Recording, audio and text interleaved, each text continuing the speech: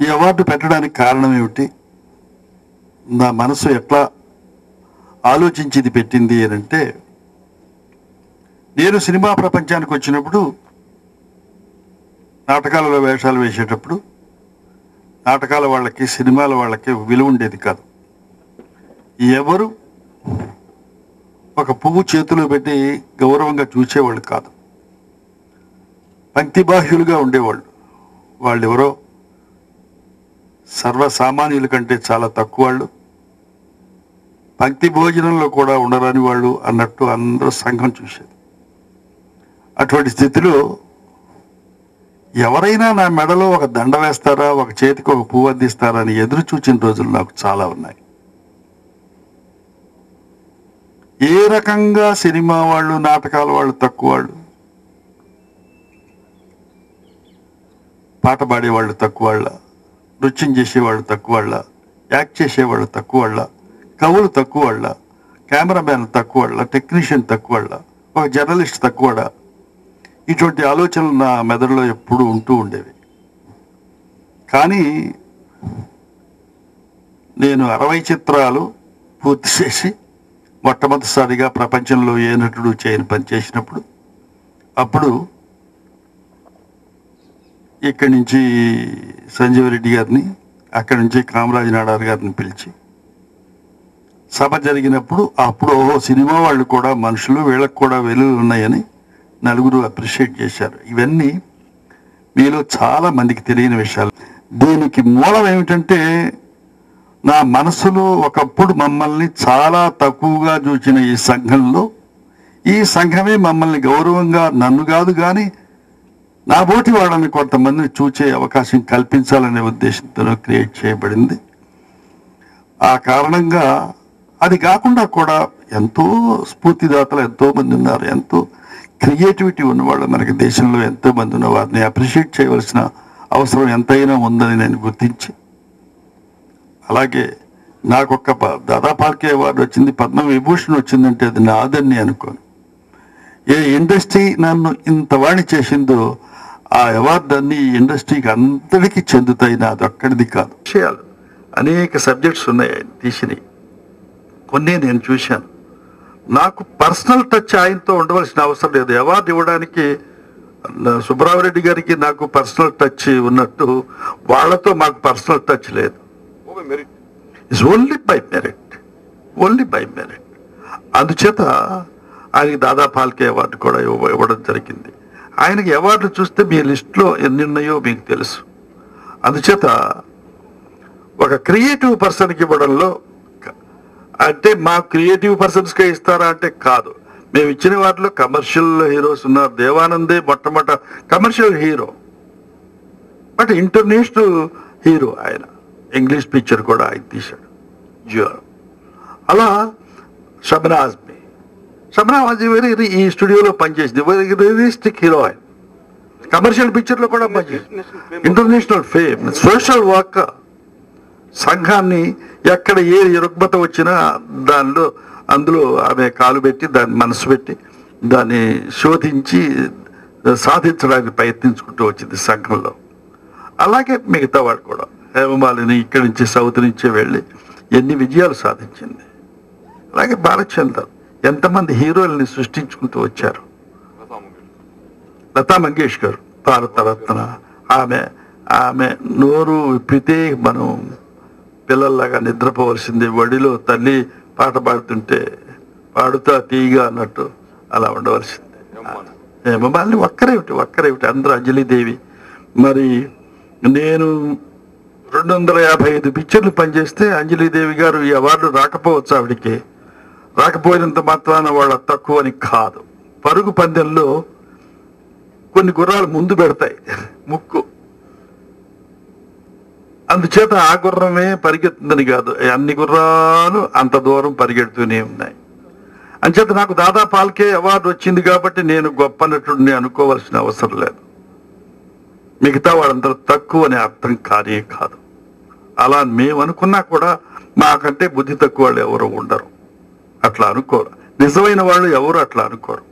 అంచేత దానికి ఏమి రాలేదు. రాకపోయినా ఇవన్నీ ఆమె అద్భుతమైన నటి. ఒక వ్యాంపిష్ గర్ల్గా ఇంట్రడ్యూస్ అయ్యి అద్భుతమైన వేషాలు వేసి, మరి లక్ష్మమ్మ కథ ఫస్ట్ హీరోయిన్, పల్లెటూరు పిల్లలో హీరోయిన్ వేషం వేసింది. దాని తర్వాత మరి ఒక రాక్షసి వేషం వేసింది. 1 year నడిచిన కేలుగురంలో ఒక రాక్షసి వేషం వేసింది. అంతకంటే ఘోరం ఎవరు ఈ రోజుల్లో ఏ హీరోయిన్ అయినా వేస్తున్నారేమో కనుక్కోండి. అటువంటి వేషాలు ఎవరు వేయరు. అటువంటి వేషాలు వేసింది. ఏదైనా వేయడానికి సిద్ధం, ఎటువంటి పాత్రలైనా. రక్షరేఖలో భానుమతి గారు, నేను హీరోయిన్ అయితే ఆవిడ వ్యాంప్, నన్ను ఇట్లా మాయ చేసి దండగా తీసుకుపోయే వేషం వేసి, ఇట్లా అనేక పాత్రలు, అనేక రకాల పాత్రలు వేసి నిర్మాత అయ్యి ఎన్నో మంచి పిక్చర్లు నాతో తీసి ఎన్ని చేసుకుంటా వచ్చింది. ఇవన్నీ కాదు, ఆవిడలో ఉన్న టాలెంట్కే మేము సుబ్బరామరెడ్డి గారు సెలెక్ట్ చేసే ఈ అవార్డు. ఆవిడ 33 పిక్చర్లు, సావిత్రి గారు నేను 32 పిక్చర్లు పనిచేస్తే, అంజలిదేవి గారు నేను 33 పిక్చర్లు పనిచేసాం. అంటే చిన్న వేషాలతో, బాలరాజులో చిన్న క్యారెక్టరే కదా ఆవిడ వేసింది.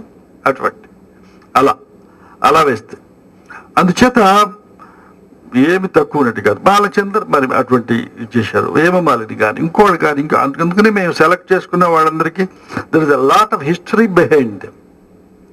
అందుచేత ఇవన్నీ చేసుకుంటూ వచ్చాం. శ్యామ్ బెనగల్ గారికి మరి అంత హిస్టరీ ఉంది. మేమంతా commercial artist, but personality of India.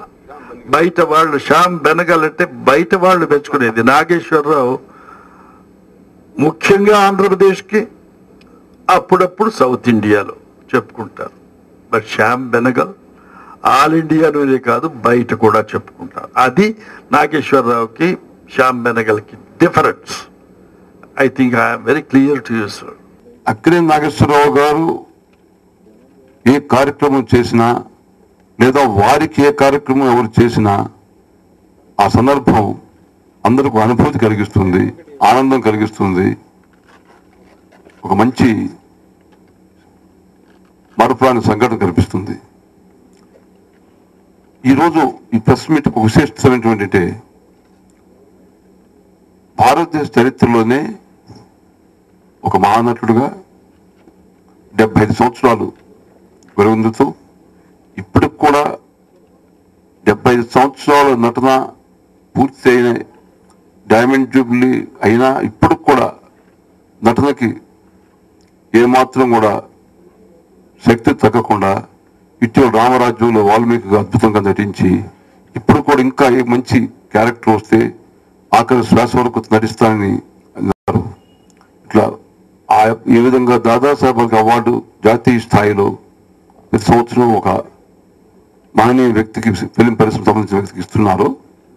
నేను కూడా ఒక అవార్డు ఇస్తే ఎలా ఉంటుంది అని ఒక ఆలోచన రావడం, దాని కొరకు వారు ₹1 కోటి బ్యాంకులో డిపాజిట్ వేసి, దాంట్లో వచ్చినటువంటి వడ్డీతో ప్రతి సంవత్సరం ₹5 లక్షలు, ₹5 లక్షలు అంటే మాటలు కాదు, అక్కినేని నాగేశ్వరరావు నేషనల్ అవార్డు ₹5 లక్షల ఒక విశిష్టమైనటువంటి సినీ పరిశ్రమ వ్యక్తికి ఇవాళ నిర్ణయించుకోవడం, 2500 సంవత్సరంలో ప్రారంభం కావడం, ఆయన నాకు ప్రాణమిత్రులుగా, దాదాపు 40 సంవత్సరాల స్నేహితులుగా, దానికి అవార్డ్స్ కమిటీ చైర్మన్ మీరుగా ఉండాలని నన్ను కోరడం, ఈ అవార్డ్స్ కమిటీలో నాతో పాటు రామానాయుడు, బోనీ కపూర్ మెంబర్స్గా ఉంచి నేను చైర్మన్గా వ్యవహరించడం జరుగుతుంది. 2005 సంవత్సరంలో ఫస్ట్ స్టార్టింగ్లో మహానటుడు దేవానంద్గా ఆయనకి అవార్డు ఇవ్వడం జరిగింది. అదైన నెక్స్ట్ ఇయర్ మళ్ళీ అసలు భారతదేశమే కాకుండా యునైటెడ్ కింగ్డము, విదేశాల్లో కూడా ఎందుకంటే కీర్తి సంపాదించినటువంటి షబానా ఆజ్మీ, ఆమెకు అవార్డు ఇవ్వడం జరిగింది. దాని తర్వాత నెక్స్ట్ ఇయర్ మన తెలుగు సినీ పరిశ్రమలో ఇప్పుడు ఇన్ని దాదాపుగా 60-70 సంవత్సరాలు నటించి నటీమణుల్లో ఒక డైమండ్ లాంటి నటీమణి అయినటువంటి అంజలిదేవి గారు, ఆమెకి ఇవ్వడం జరిగింది. అంజలిదేవి గారు అయిన తర్వాత ఎవరికి ఇవ్వాలని ఆలోచిస్తే ఇంకా మరొక మహానటీమణి వైజయంతిమాలకి ఇవ్వడం జరిగింది. వైజయంతిమాల తర్వాత మళ్ళీ మరొక జాతీయ స్థాయిలో, ప్రపంచ స్థాయిలో అవార్డు ఇవ్వాలని ఆలోచించి లతా మంగేష్కర్కి ఇవ్వడం జరిగింది. ఆమె తర్వాత బాలచందర్ గారికి ఇవ్వడం జరిగింది. ఇలా తీసుకుంటే ఒక్కొక్కరు ఒకరి మించి ఒకరు అద్భుతమైనటువంటి విశిష్ట వ్యక్తులు ఇవ్వడం జరిగింది. పోయిన పోయిన సంవత్సరం హేమమాలినికి ఇవ్వడం జరిగింది. ఈ విధంగా మొత్తం దాదాపు ఇచ్చినటువంటి ఈ 6-7 అవార్డులు కూడా ఒకరి మించిన ఒక అద్భుతమైన ఉంటి ఒక విశిష్టమైన ఉంటి నేషనల్ పర్సనాలిటీస్ వాళ్ళకి ఇవ్వడం జరిగింది. వాళ్ళు ఈ అవార్డుని ఒక గర్వంగా స్వీకరించి హైదరాబాద్కు వచ్చి అవార్డు తీసుకుని వెళ్ళడం, దాంతో ఎలా అయిందంటే ఇప్పుడు మాకు ఈ అవార్డు ఎప్పుడు ఎవరికి వస్తుందా అని చెప్పి అందరూ ఎదురు చూసేటువంటి ఒక కీర్తి క్రియేట్ అయింది. ఈ సంవత్సరం మరి ఇంతమంది హేమాహేమలకు ఇచ్చిన తర్వాత ఎవరికి ఇవ్వాలని మేము ఆలోచిస్తే మరి ఈసారి ఒక యాక్టరే కాకుండా క్రియేటర్ కూడా మనకు చాలా అవసరం. మరి ముందు సంవత్సరం బాలచంద్రకి ఎలా ఇచ్చాము బాలచంద్ర గారికి, ఈ సంవత్సరం శ్యామ్ బెనగల్కి ఇవ్వాలని నిర్ణయించాం అనమాట. శ్యామ్ బెనగల్ విశిష్టమైన వ్యక్తి ఏమిటంటే ఆయన దాదాపు 22 సినిమాలు నిర్మిస్తే ప్రతి cinema national award international award వచ్చినాయి. సినిమాలు అనేది మనం కమర్షియల్గా సినిమా తీయడం వేరే, కానీ ప్రతి cinema national award international award రావడం అంత మాట కాదు. దాంతోపాటు శ్యామ్ బెనగల్ అంటే ఆయన సినిమాల్లో కథలు కానీ ఆయన ఇచ్చినటువంటి ఆ మెసేజ్ టు సొసైటీ కానీ అద్భుతం, అమోఘం. ఇది మనకు ఈ సామాజిక విలువలు ఏ విధంగా చేయాలి, సమాజంలో ఉన్నటువంటి యొక్క సమస్యలను ఏ విధంగా ఫేస్ చేయాలన్నటువంటి మంచి చక్కని అంశాలు తీసుకుని ఆయన క్రియేటివిటీ మేకర్గా ఆయన పేరు తీసుకొచ్చి ఆయన దాదాపు 5 సంవత్సరాలు 6 సంవత్సరాలు రాజ్యసభ మెంబర్ కూడా ఉండి శ్యామ్ బెనగల్ అంటే ఒక సిస్టమ్ క్రియేటర్ అని చెప్పి క్రియేట్ చేసి అంతర్జాతీయంగా ఖ్యాతిని సంపాదించి ఆయన ఎన్నో టీవీ సీరియల్స్ తర్వాత ఎన్నో సినిమాల నుంచి కాకుండా ఎన్నిటువంటి సెమినార్స్లో పాల్గొని అసలు శ్యామ్ బెనగల్ ఇమేజ్ ఆయన యాక్చువల్గా ఒకప్పుడు హైదరాబాద్ చదువుకున్న నిజాం కాలేజీలో హైదరాబాద్లో పెరిగిన వ్యక్తి. అటువంటి వ్యక్తి ఈరోజు జాతీయ అంతర్జాతీయంలో కీర్తి సంపాదించి సినీ పరిశ్రమ ఆయనకి ఇచ్చి ఆయన కాంట్రిబ్యూట్ చేసింది అద్భుతం, అమోఘం అని చెప్పాలి. మరి a matchless a great film maker, creative personality. Creative అనేది చాలా కష్టం, ఆయన ఎస్టాబ్లిష్ చేయడు. కాబట్టి ఇప్పుడు నేను చెప్పిన ఈ హేమాహేముల అవార్డ్స్ రిసీవ్ చేసిన వాళ్ళలో మరి ఆయన కూడా కోవకు చెందడం ఈ సంవత్సరం ఆయనకి నిర్ణయించను.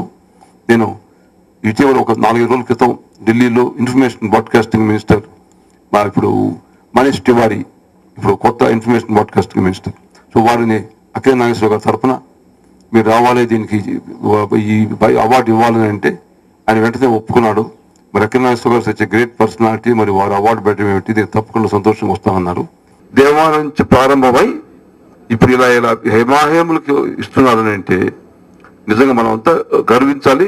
నాకు చాలా ఆనందంగా ఉంది ఏమిటంటే వాళ్ళ పేర్లు మనం నిర్ణయించడం ఒక ఎత్తు, వాళ్ళు సంతోషంగా రావడం ఒక ఎత్తు, దాంతోపాటు ప్రతి సంవత్సరానికి కూడా ఒక్కొక్కరికి ఉద్దండులు నిర్ణయం కావడం, వాళ్ళు రావడం, ఆ ఫంక్షన్ చక్కగా జరగడం, ఇది చాలా ఒక పెద్ద పండుగ మాదిరి సంక్రాంతి పండుగ మాదిరి ఉంది.